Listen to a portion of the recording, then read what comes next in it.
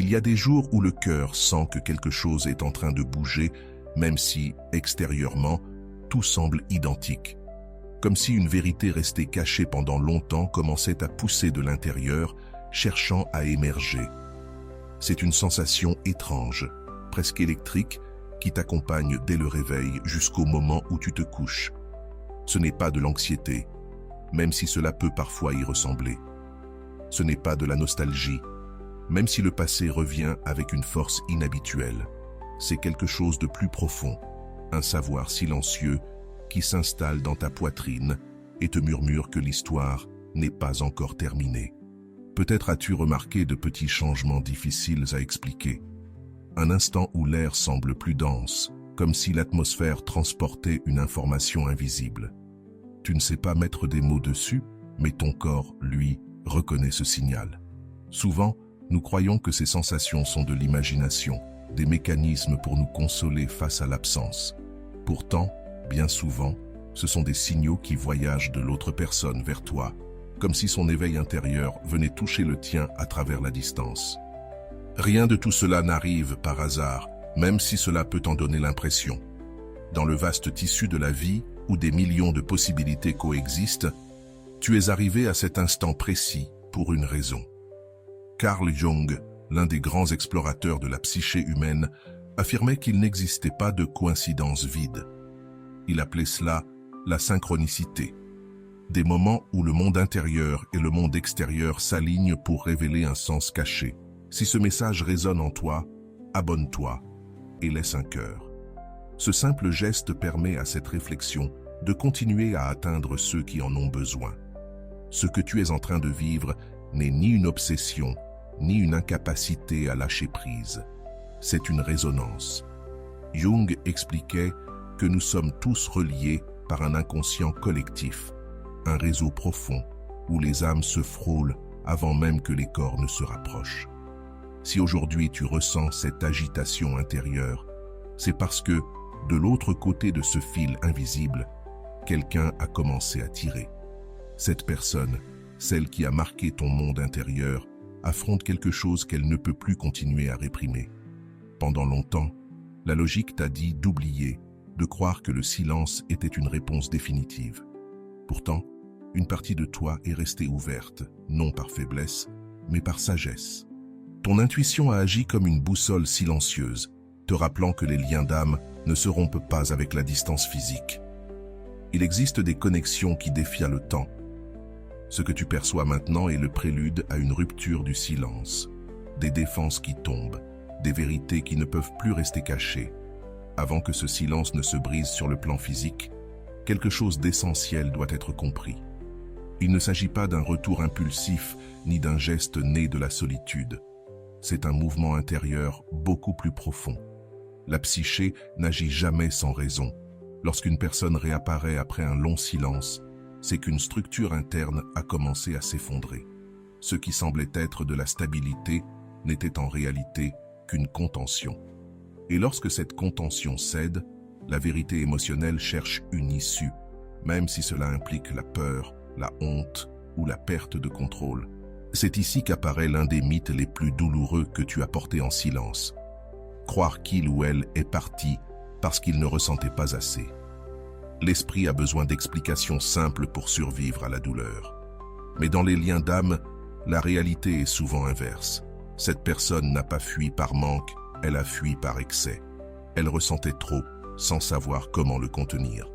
Le problème n'a jamais été l'absence d'amour, mais l'incapacité d'intégrer ce que cet amour réveillait en elle. Lorsqu'une émotion dépasse l'identité qu'une personne a d'elle-même, le vertige apparaît. La voix tremble, même si tu ne l'entends pas. La vie entière semble instable. Face à l'inconnu, l'instinct premier n'est pas d'avancer, mais de fuir, de protéger l'image que l'on croit être. Cette fuite n'était pas contre toi, mais contre la transformation que tu représentais. Accepter ce qu'elle ressentait impliquait de faire s'effondrer des certitudes, de revisiter des blessures anciennes et d'abandonner des versions confortables d'elle-même.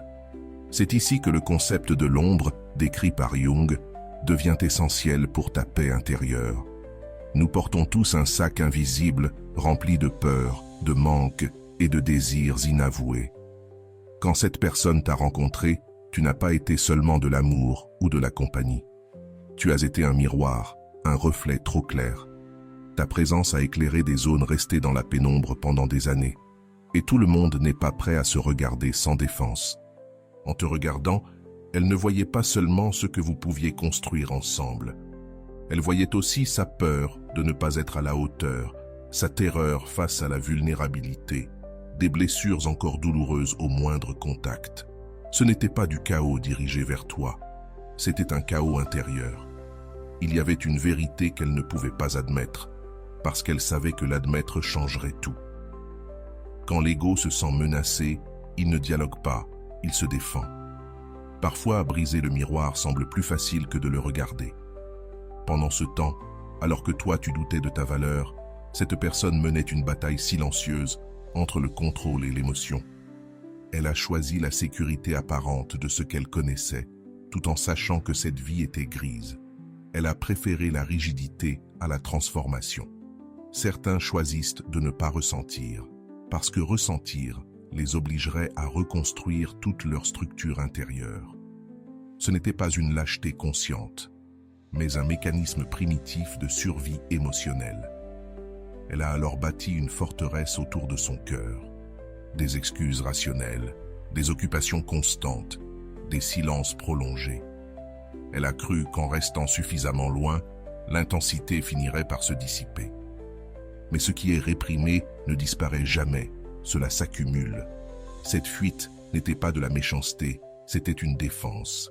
Elle a utilisé cette structure pour se protéger de la tempête émotionnelle que tu avais éveillée, sans comprendre que peu à peu, cette forteresse allait devenir une prison.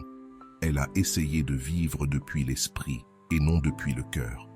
Elle s'est convaincue que la distance apporterait la paix. Mais les structures construites sur la peur ont toujours une date d'expiration. On peut tromper le monde extérieur, parfois même son propre récit, mais jamais l'énergie de l'âme. Réprimer un sentiment profond demande une quantité immense d'énergie psychique. Il arrive un moment où le masque pèse plus lourd que la vérité qu'il cherche à dissimuler. En s'éloignant, elle pensait trouver la paix. Elle a trouvé le vide. La distance physique, censée faire oublier, n'a fait qu'amplifier la vérité. Dans la solitude, sans distraction, elle s'est retrouvée seule face au lien. Et c'est là, dans ce silence qu'elle s'était imposée, que l'ombre a cessé d'être un monstre pour devenir une enseignante. Elle a compris quelque chose de douloureux. Te fuir, c'était se fuir elle-même. Ce poids, elle l'a porté bien plus longtemps que tu ne l'imagines. T'éviter n'a rien résolu. La vie a commencé à lui montrer qu'aucun endroit au monde ne permet de se cacher de son propre cœur. Aujourd'hui, les défenses ne fonctionnent plus. Les silences deviennent lourds. Nous assistons à l'effondrement de sa résistance intérieure. Non pas parce que tu as insisté, mais parce que la vérité émotionnelle trouve toujours une fissure par laquelle revenir. Lorsque la résistance interne se brise, quelque chose d'inévitable se produit. La mémoire s'éveille, non comme un souvenir doux, mais comme une présence insistante. Des pensées qui reviennent sans demander la permission.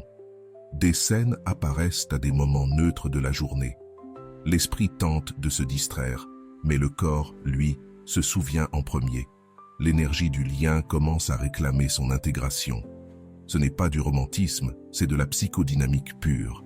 Ce qui a été nié cherche à être reconnu, car toute émotion réprimée exige la conscience pour pouvoir se transformer. C'est ici qu'un basculement silencieux s'opère.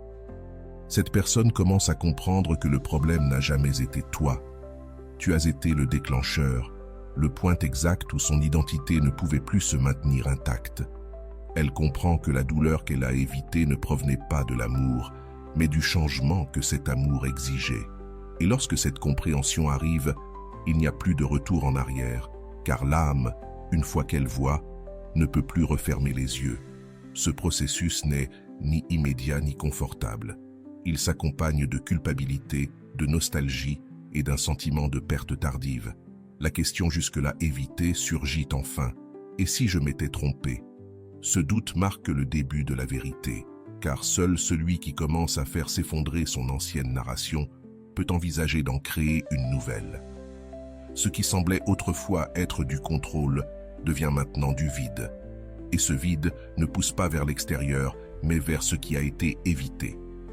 Pendant ce temps, toi, tu as changé, même si tu ne le remarques pas toujours. Le silence t'a aussi transformé. Tu as appris à te soutenir sans réponse, à écouter ton intuition au-delà du bruit extérieur. Tu es devenu plus sélectif avec ton énergie. Cela crée un nouvel équilibre invisible. Tu n'attends plus depuis le manque, mais depuis la présence. Et cette différence est cruciale, car tout retour se produit désormais sur un terrain émotionnel complètement différent. La psyché reconnaît quand l'autre ne poursuit plus, quand il n'y a plus de demande, mais de la dignité. Ce changement se perçoit même à distance. Jung dirait que l'inconscient détecte les mouvements intérieurs avant les mots. Lorsque tu te réorganises intérieurement, le lien se réorganise aussi, non pour répéter le passé, mais pour le révéler depuis une autre hauteur. C'est pourquoi, à ce stade, l'impulsion de revenir ne naît plus de la peur, mais de la clarté. Beaucoup confondent ici le destin avec le romantisme, alors qu'il ne s'agit pas de promesses éternelles, mais de conscience. La personne qui revient n'est plus la même que celle qui est partie. Elle revient avec des fissures, des questions, moins de masques. Et toi non plus, tu n'es plus celui que tu étais. Ce moment ne cherche donc pas à sauver ce qui a été perdu, mais à confronter ce qui est réel. C'est uniquement depuis cet espace qu'il peut naître quelque chose d'authentique, ou que tout peut se clore définitivement, dans la paix. Il est important de le comprendre. Tout retour n'implique pas de rester. Parfois, l'âme a seulement besoin de dire la vérité qu'elle a étouffée, d'admettre ce qu'elle a ressenti, de reconnaître l'impact. Cette confession ne vise pas toujours à recommencer l'histoire, mais à la libérer. Et cet acte, même bref, possède un pouvoir profondément guérisseur. Car ce qui est nommé cesse de poursuivre en silence. Si ce message arrive, il ne sera ni dramatique ni grandiloquent. Il sera simple, peut-être maladroit, peut-être tardif, mais authentique. Il ne viendra pas depuis la sécurité, mais depuis la vulnérabilité. Et là, tu sauras que quelque chose a réellement bougé. Ta tâche ne sera pas de courir vers le passé, mais d'écouter depuis la personne que tu es aujourd'hui, sans promesse automatique, sans peur, avec présence. Car le véritable pouvoir ne réside pas dans le fait d'être choisi, mais dans le fait de choisir consciemment. Ce processus te rend quelque chose d'essentiel, ton centre. Tu n'as plus besoin de signes extérieurs pour valider ce que tu as ressenti. Tu comprends que le lien a existé parce qu'il remplissait une fonction évolutive. Il t'a révélé ta profondeur, ta capacité d'aimer et aussi ta limite. Rien n'a été une erreur. Tout faisait partie de l'apprentissage. Et depuis cet espace intérieur, toute réponse oui ou non devient légère, parce que tu ne décides plus depuis la blessure.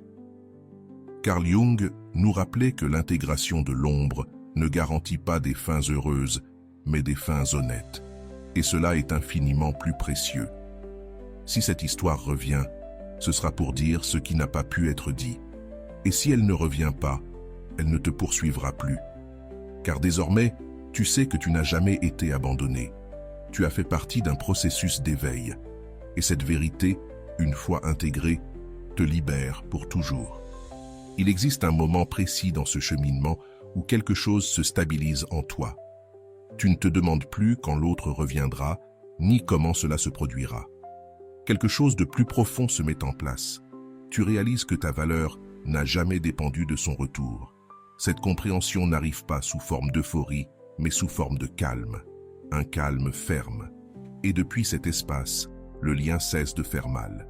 Il devient information, mémoire intégrée. Lorsque l'attachement se dissout, ce qui demeure est la clarté émotionnelle. Depuis ce nouveau centre, tu commences à percevoir avec netteté ce qui était auparavant brouillé.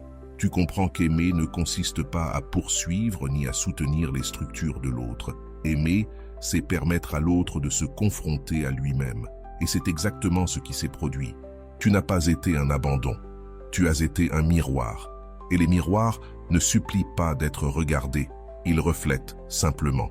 Cette vérité, une fois comprise, te restitue une dignité que personne ne peut enlever. Lorsque la personne de l'autre côté commence à accepter son ombre, elle accepte aussi la perte de contrôle. Un tremblement intérieur apparaît. La peur de parler, d'être exposé, de ne pas être accueilli.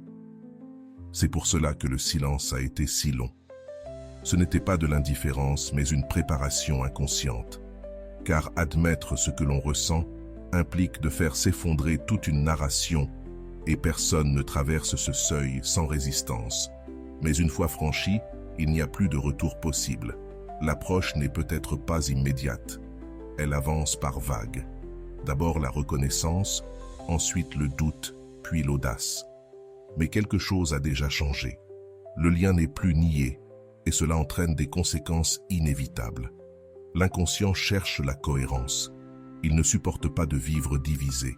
C'est pourquoi la vérité commence à faire pression dans les rêves, dans les souvenirs, dans des impulsions soudaines, jusqu'à ce que se taire fasse plus mal que parler. Pendant ce temps, toi, tu poursuis ton chemin, non depuis l'attente, mais depuis le choix.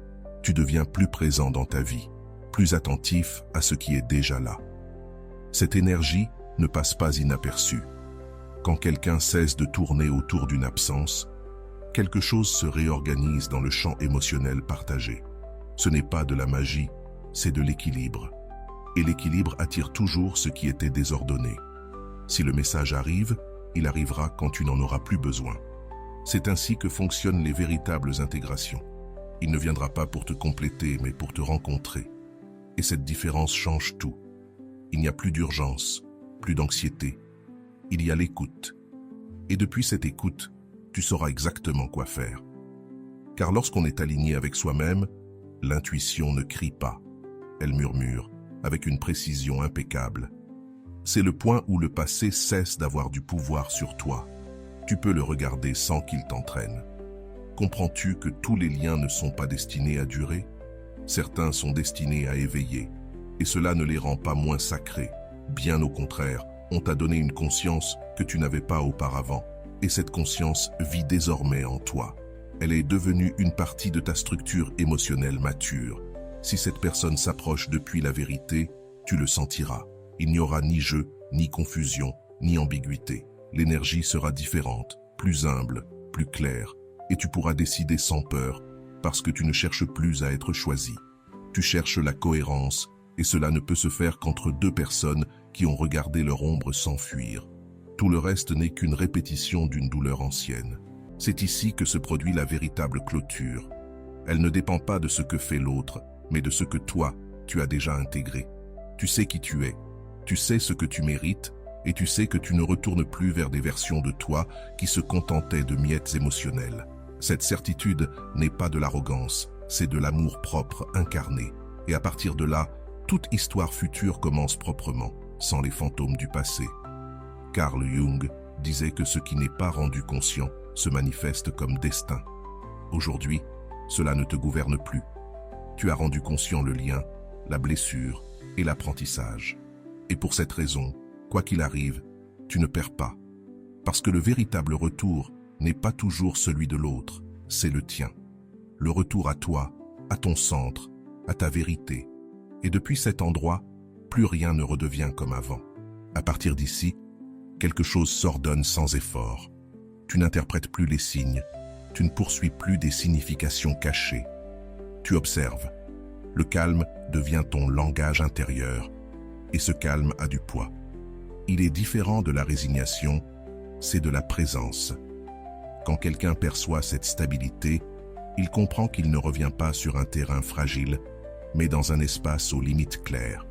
Et les limites, même si elles dérangent au début, sont la seule chose qui permette au respect de naître véritablement.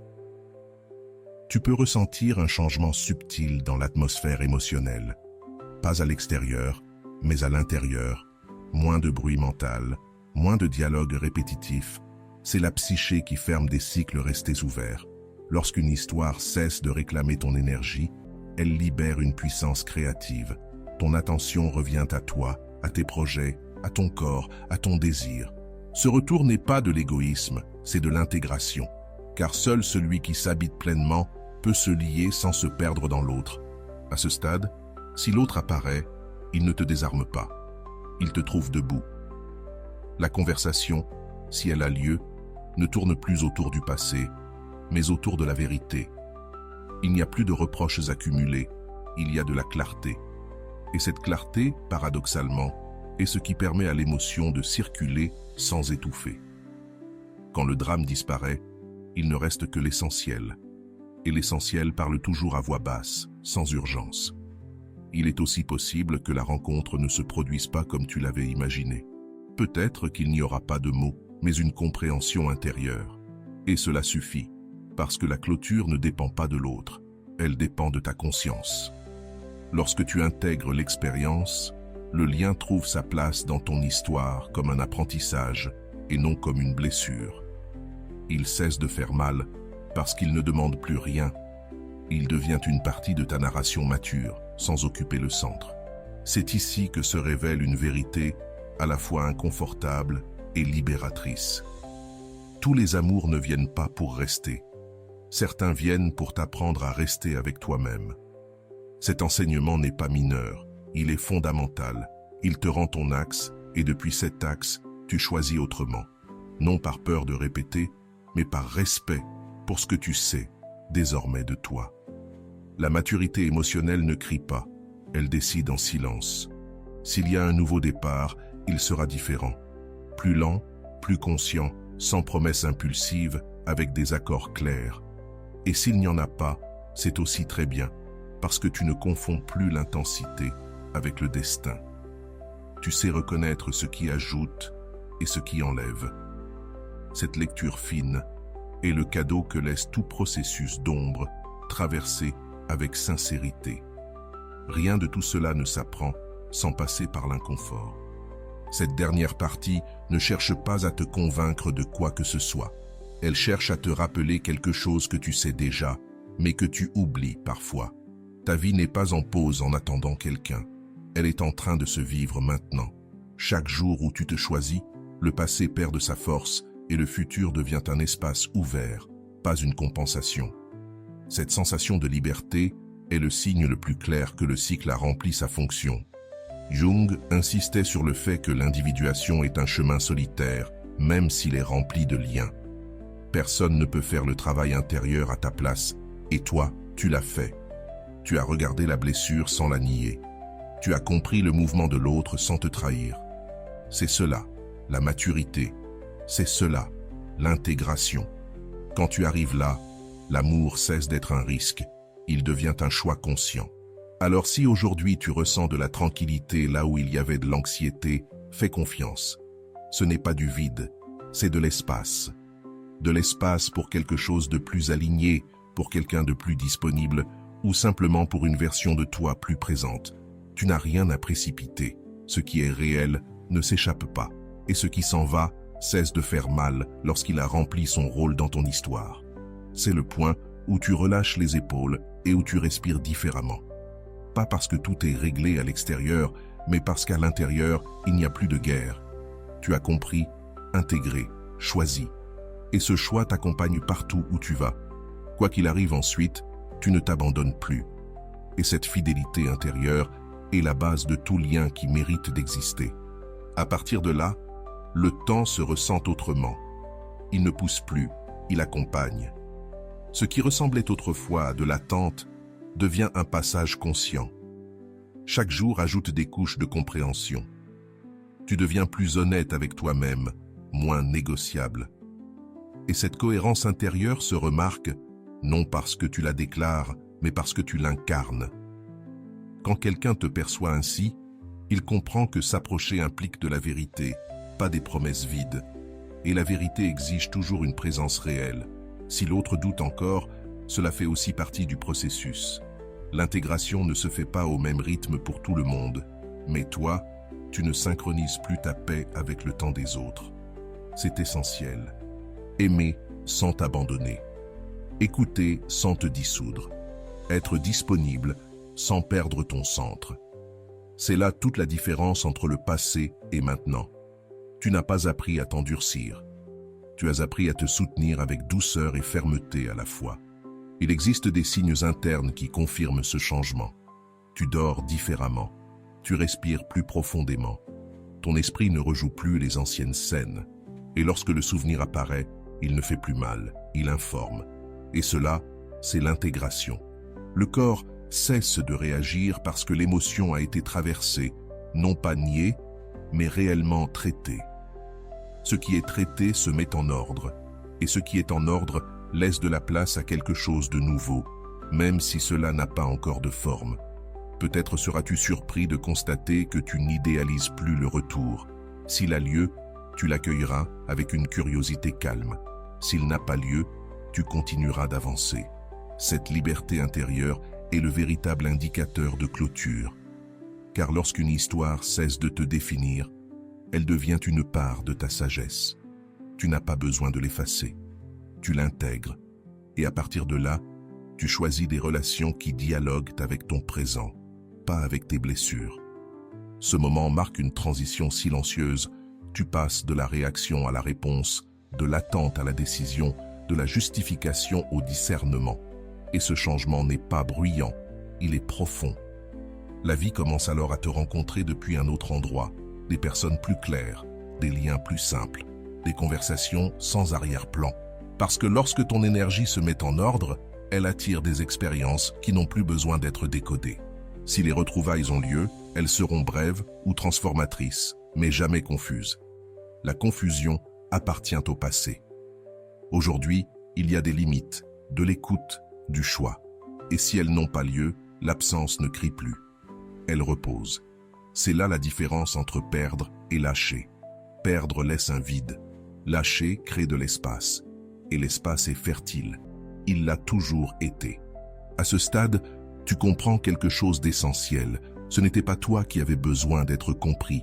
C'était le lien qui devait mûrir. Et il a mûri, même si cela a fait mal. Jung dirait que la conscience s'élargit lorsque nous cessons de fuir le conflit intérieur.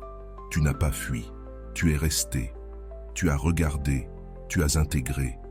Et cet acte silencieux t'a rendu une autorité émotionnelle qui ne s'apprend pas dans les livres.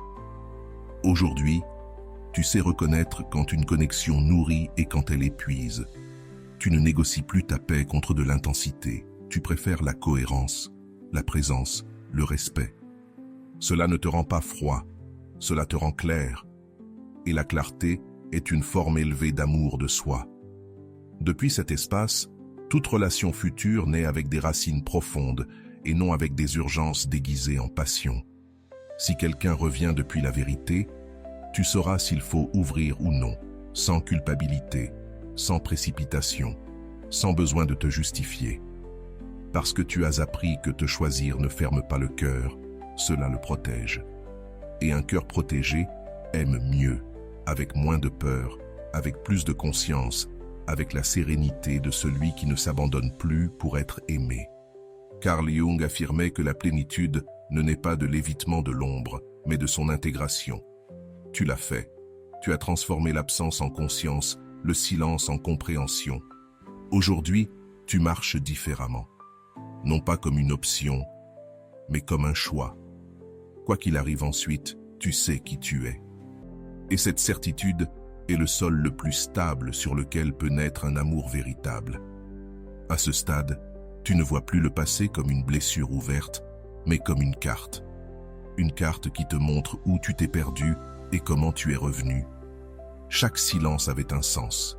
Chaque absence t'a appris quelque chose sur tes limites. Et maintenant, tu le sais. Tu n'as plus besoin de preuves extérieures pour valider ton intuition. Lorsque le corps est en paix, la réponse est déjà là. Tout le reste n'est que du bruit qui ne mérite pas ton énergie.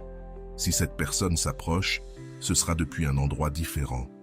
Non depuis l'évitement, mais depuis la reconnaissance.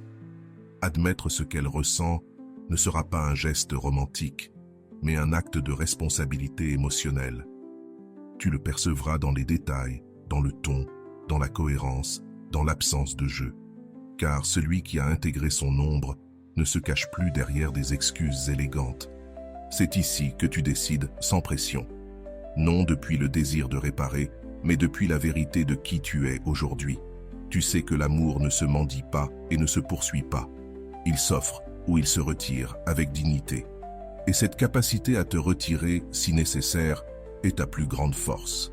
Parce que tu ne te définis plus par ceux qui restent, mais par la manière dont tu te traites quand quelqu'un hésite. Peut-être que les retrouvailles auront lieu, peut-être pas, mais l'anxiété ne gouverne plus ta poitrine. Il existe une sérénité nouvelle, indépendante des résultats. Cette sérénité est le signe de l'intégration. Le cycle s'est fermé en toi avant de se fermer à l'extérieur. Et lorsque cela arrive, chaque dénouement est juste parce que tu ne cherches plus à compléter une histoire, tu cherches à t'honorer. Beaucoup confondent clôture et explication. Mais la véritable clôture est intérieure. C'est pouvoir se souvenir sans se crisper, penser sans se justifier, choisir sans peur. Tu as atteint cet espace.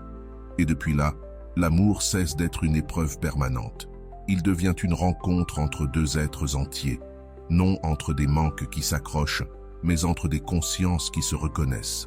Si aujourd'hui tu écoutes ces mots, ce n'est pas un hasard.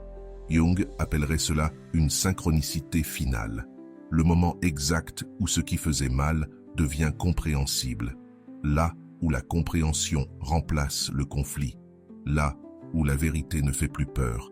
C'est le véritable éveil, quand tu n'as plus besoin que l'autre change pour être en paix. Désormais, tu avances autrement, plus lentement, plus solidement.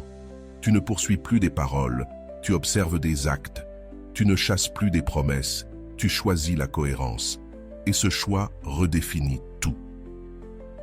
Ton énergie n'est plus disponible pour des relations à moitié vécues. Elle est réservée à ce qui honore ta profondeur. Cela ne te rend pas exigeant, cela te rend fidèle, à toi-même. Si tu choisis de partager ce moment, fais-le depuis la présence, pas depuis l'attente. Et si tu choisis d'avancer, fais-le sans culpabilité. Car fermer un cycle n'est pas trahir ce que tu as ressenti, c'est le respecter. L'amour qui a été réel ne se perd pas. Il se transforme en conscience. Et la conscience, une fois acquise, t'accompagne toujours. Carl Jung nous a laissé une vérité à la fois inconfortable et libératrice. Ce que nous intégrons cesse de nous dominer. Tu as intégré l'attente, le silence et l'ombre. C'est pour cela qu'aujourd'hui tu es entier. Si ce message a résonné en toi, abonne-toi et écris en commentaire « Je me choisis ». YouTube met en avant ce que nous décidons ensemble et ce choix mérite d'être partagé. Maintenant, respire, ressens ton centre. Il n'y a pas d'urgence, il n'y a pas de dette émotionnelle, il n'y a que la présence. Quoi qu'il arrive ensuite, tu ne poursuis plus ce qui t'ignore, tu te choisis. Et depuis cet endroit, tout change. Décret final, je ne me contente plus, je me choisis.